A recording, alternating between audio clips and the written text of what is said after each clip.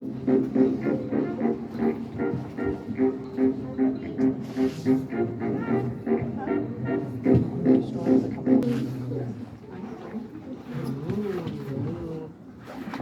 everybody, how are you all doing today?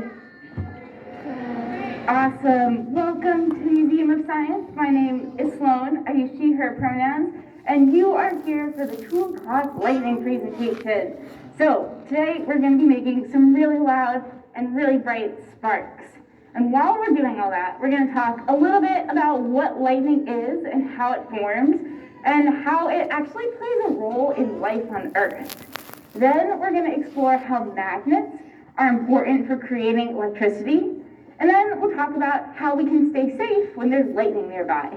And at the very end of the show, we're going to turn on all the machines in the theater and do a symphony of sparks. Does that sound good? Awesome. Okay, so before we jump into all that fun stuff, just a couple of quick safety rules to go over. First, I want to make sure you know where all of the exits are in case you need to leave at any point during the show. So if you're on the level above me or the second level up there, your closest exits will be the doors behind you that you entered through. Now, if you're down here on the floor with me, you have a couple of options. Your first option is the door to my left. You can also use the exit in the back corner of the Mathematica exhibit, or you can go up the stairs and through the doors that you entered through.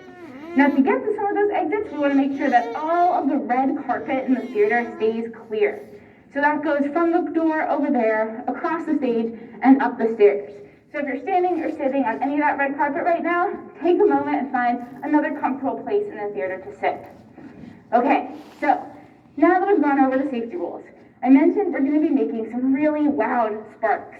I'm never going to surprise you with these sparks. I'm always going to give you a heads up, and you'll know that those loud noises are coming because I'm going to put these red headphones on. And that'll be your sign to go ahead and plug your ears. So how about we try that out? Does that sound good? So in just a moment, I'm going to make our very first spark of the presentation, and it's going to be with that big white machine with a big silver donut on top. So I'm going to go ahead and put on my headphones. That means it's time for you all to plug your ears and get ready for our very first spark. Okay, here we go. In 3, 2, 1.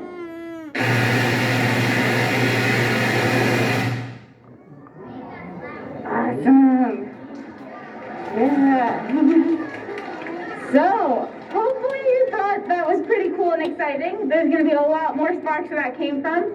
If you weren't a big fan of those sparks, that's totally fine. You're welcome to use one of those exits at any point during the presentation. So, let's go ahead and get started. Now, what is lightning and how does it form? Well, in order to answer those questions, we have to take a step back and think about the teeny tiny particles that make up everything around us. These are called electric charges. Now, we have 2 types of electric charges. We have positive and we have negative, exactly. Now, when we have 2 of the same type of charge, so 2 positives or 2 negatives, those are going to repel or move away from each other. But when we have 2 opposite charges, so a positive and a negative, those move towards each other and attract. And it's this movement of electric charges that ultimately is what creates electricity and lightning. Now, if everything around us is made up of electric charges, how come we can't go around zapping lightning from our fingers? That'd be pretty cool, but we can't do that. Now, the reason is because most of the time, the charges are balanced. There's a similar amount of positive and negative charges. But things start to get interesting when there is an imbalance in those charges, and we end up with more of the positive or the negative. So to explore that, let's go ahead and do a little demo. So right here, I have just a regular balloon. Its charges are balanced. Now I'm going to go ahead and start to rub this balloon on my hair. And as I'm rubbing this balloon on my hair, the negative charges from my hair are going to move onto the surface of the balloon. So what we end up with is a bunch of negative charges on the surface of the balloon and a bunch of positive charges on my hair. And what happens when we have 2 opposite charges? They attract. So my hair might do something like that. So that's what happens on a small scale when we have an imbalance in charges. But what happens when we have a huge imbalance of charges? Well, that is where this big machine behind me comes into play. This is called a Van de Graaff generator. And here at the museum, we use it to create indoor lighting. And the way that it creates indoor lighting and the way that it creates that imbalance in charges is using these giant belts that you see on the screen. So what we're looking at here is a video of what's going on in the column right behind me. So I'm going to go ahead and turn these belts on. And you're going to start to see them spinning really, really fast. Now, as these belts are spinning, they're taking the negative charges from the bottom and moving those negative charges way up to the top of the Van de Graaff generator. And as they keep spinning, more and more negative charges are building up at the top on those big metal joes. So what we end up with is a whole bunch of negative charges building up and pushing away the negative charges in the air and on any surface nearby, including the surface of this metal ball. So once we get a big enough buildup of negative charges on the Van de Graaff and a big enough buildup of positive charges in the air and on that metal ball, the negative charges jump through the air to the ball and create lightning. So how about we try that out? Yeah, we're going to get to see lightning in just a minute. So, I'm going to go ahead and put on my headphones. That means it's time for you all to plug your ears and get ready for some lightning. Here we go.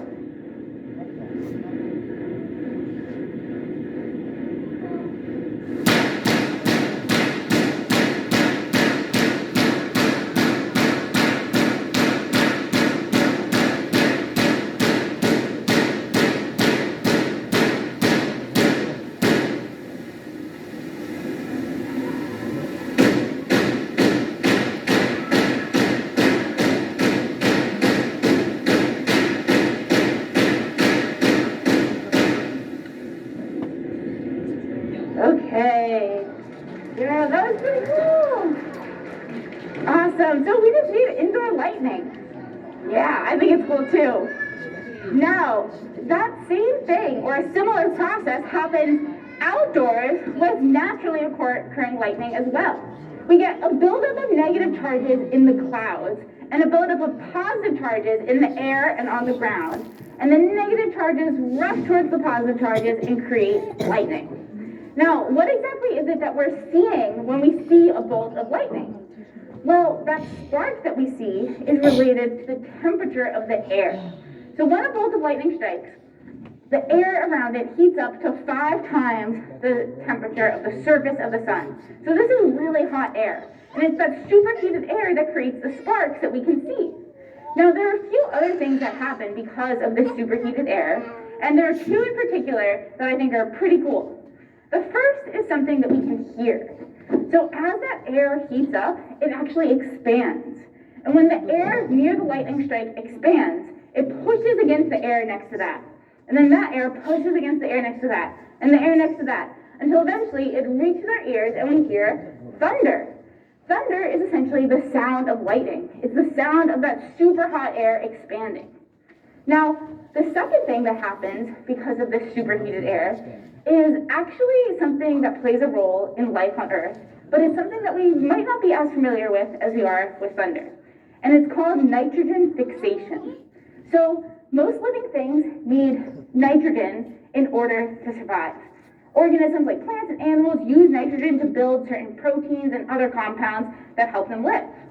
But not all forms of nitrogen can be used by living organisms. That's where nitrogen fixation comes in.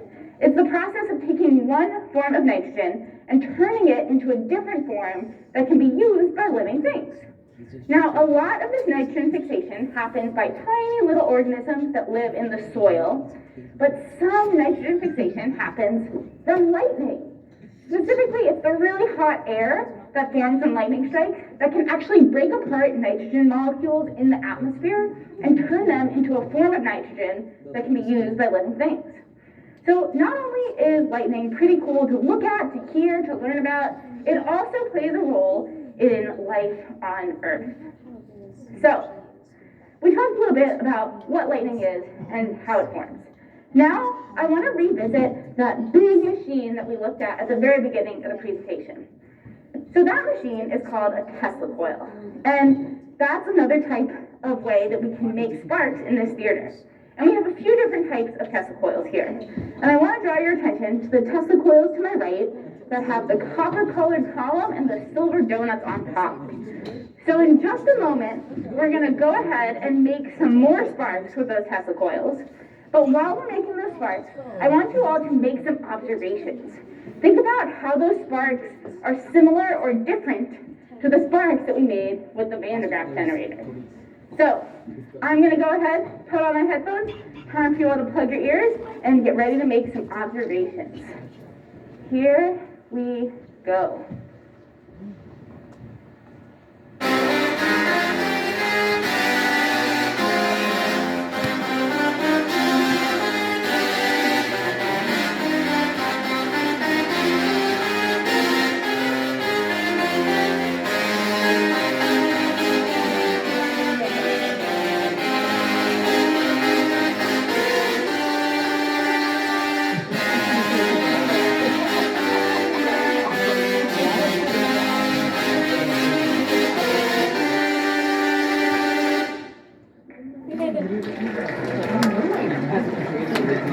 Okay, awesome. So, raise your hand if there are any observations that you want to share about those sparks that we just saw. Anything? Yeah, what do you want to share? Yeah, you're totally right. Yeah, hopefully you all recognize some of that. You're spot on. That was the song We Don't Talk About, Bruno. So we could play music with these Tesla coils, but we couldn't play music with our Van de Graaff generator. That's an awesome observation. How about, yeah, right here, what do you want to share? Clouds, other clouds, and it gets bigger, and taller, and darker. And that cloud is lightning. Yeah, that's a good observation. Yeah, the cloud we have on the wall there is pretty big. Cumulonimbus cloud? Yeah, that's a type of cloud. There's a handful of different types of clouds, some of which... Yeah, that's an awesome observation. Lots of different types of clouds that can have different effects on storms. Awesome. Any other observations about the sparks we just made? Okay, these are all awesome. Oh yeah, right there. Do you want to share something?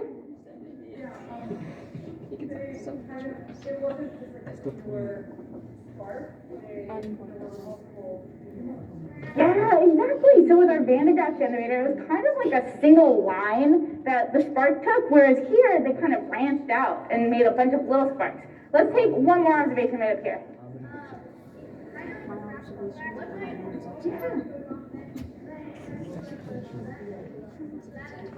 Yeah, another awesome observation. So it kind of reminded you of a fractal where it was sort of branching out. So the sparks that we made with our Tesla coils and our Van de Graaff generator were different sounds, different shapes. To me, they also looked like a different color. These were kind of purplish, these were more whitish. So the takeaway is that these sparks are pretty different. And one of the reasons, or the reason why they're different, is because they're made in a totally different way. So to explore that, I'm going to turn on another type of Tesla coil that we have here. These are small Tesla coils. And the way that all of these Tesla coils work has nothing to do with the belt that we saw with our Van de Graaff generator, but instead, there are electric charges moving really fast back and forth in this bottom set of coils. And as those electric charges are moving, they're creating a magnetic field. And that magnetic field is then causing more electric charges to move back and forth really, really fast in that second set of coils. And that's what creates the sparks that we see at the top. Now, the key to understanding how these Tesla coils work is that piece about magnetic fields. So moving electric charges can create a magnetic field. But moving magnetic fields can also cause electric charges to move. And if a moving magnetic field can cause electric charges to move, that might mean that I could do something like this. Yeah, I just turned this light bulb on without plugging it in. And the reason, yeah, it kind of looks like Star Wars, awesome observation. And the reason that we can do this is because the magnetic field from the Tesla coil is causing the electric charges in the air and in our light bulb to move and turn on our light. Now, this was actually one of the reasons why Tesla coils were first invented, to use their magnetic fields to create electricity and power our everyday lives. But it's not super practical to have little Tesla coils all over the place. They're kind of loud, they can be dangerous sometimes.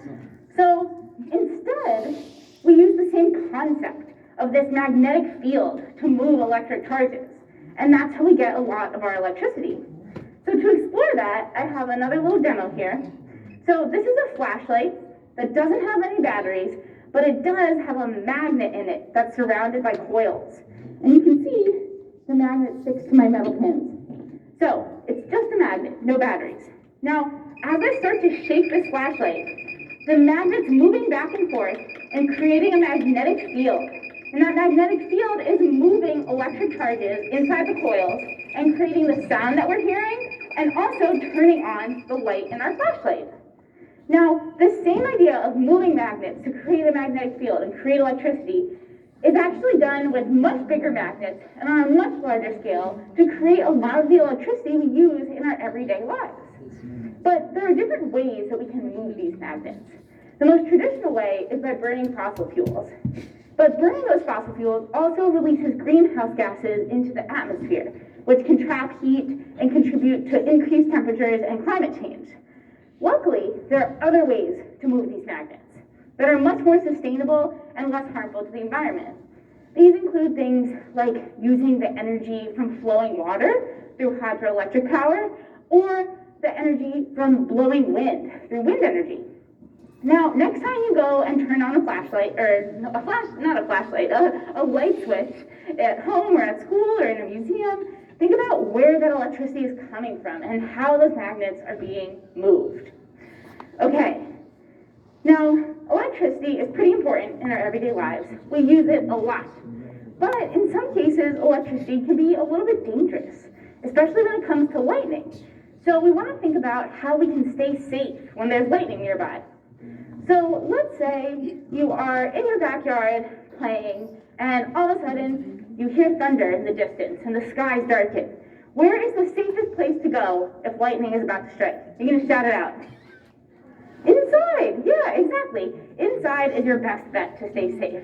Now let's say you drove to a park or to a beach, and all of a sudden you hear thunder, but there's not a building in sight.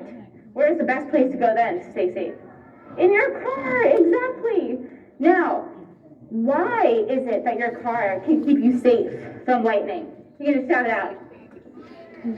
Tired, insulated, anything else?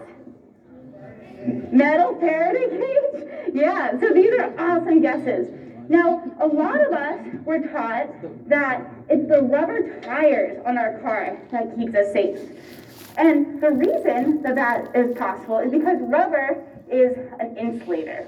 Now, insulators are materials that don't really let electric charges pass through them very easily. But another really great insulator is air.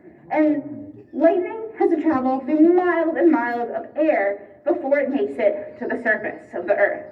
So if that much of a really good insulator can't keep us safe from lightning, then a couple of inches of rubber on our tires probably won't keep us safe either. So it turns out it's actually the metal frame of the car that can keep us safe. Now, you don't have to take my word for it. We can actually go ahead and test this out. And we don't have a metal car frame here with us, but our next best bet is this metal bird cage that some of you may have noticed I've slowly been raising myself up in. So, you're going to start to hear the Van de Graaff generator turning on. And in just a moment, I'm going to actually strike this cage with some lightning to test and see if and how it is in fact the metal of our car that keeps us safe instead of the rubber tires. So, I am going to go ahead and put on my headphones. It's time for you all to plug your ears and get ready for some more lightning. Here we go.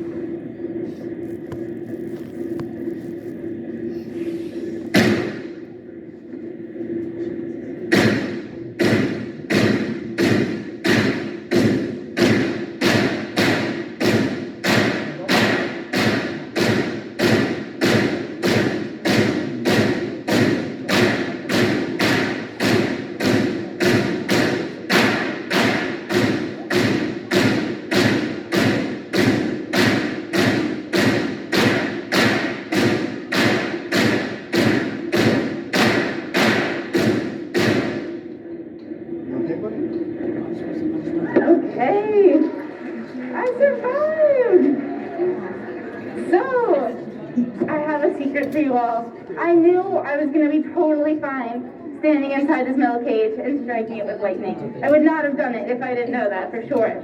Now, the reason that I was safe is because of something called the skin effect. So, this cage is made of metal, and metal is a conductor. It means electric charges pass through it pretty easily. So when the cage was struck by lightning, those electric charges moved through the metal, and as they were moving, they created a magnetic field that pushed the electric charges to the outside of the metal, or the skin of the metal. So that means that it was totally safe for me to touch the inside of the metal. But if I had put my hand through the bars or grabbed onto the bars, that would not have been so great. But this skin effect is the reason why it's the metal frame of our car that keeps us safe if it's struck by lightning. And it's also the reason why other forms of transportation, we're completely surrounded by metal, like planes or trains or buses, are also pretty safe options if they get struck by lightning. Now, yeah, you could see electricity moving when it struck the cage. That's an awesome observation. So, we covered a lot today. We explored what lightning is and how it forms. We talked about how magnets play a role in creating electricity and how there are different ways of moving those magnets. And we talked about how we can stay safe when there's lightning nearby. Now, for the very last part of our presentation, we are going to do our Symphony of Sparks. And I'm going to turn on all the machines that we've seen so far today.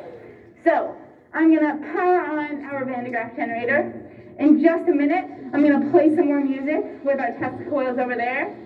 I'm going to turn on our small Tesla coils, and I'm going to bring back our giant Tesla coil from the very beginning of the presentation. So, after our Symphony of Sparks, that'll be the formal end of the show. You are welcome to stick around after to ask any questions. I just ask that you stay off the stage.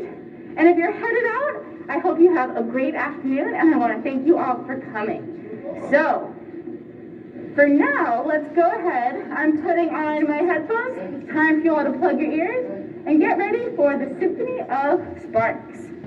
Here we go.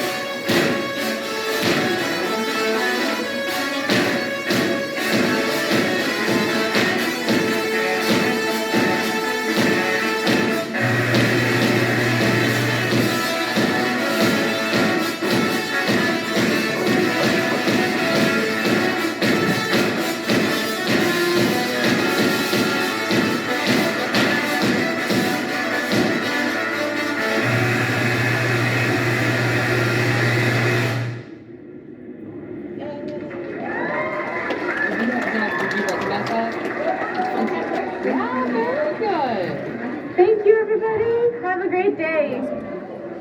I had a feeling you were. Yeah, I mean, they've seen Now it's schools already like that.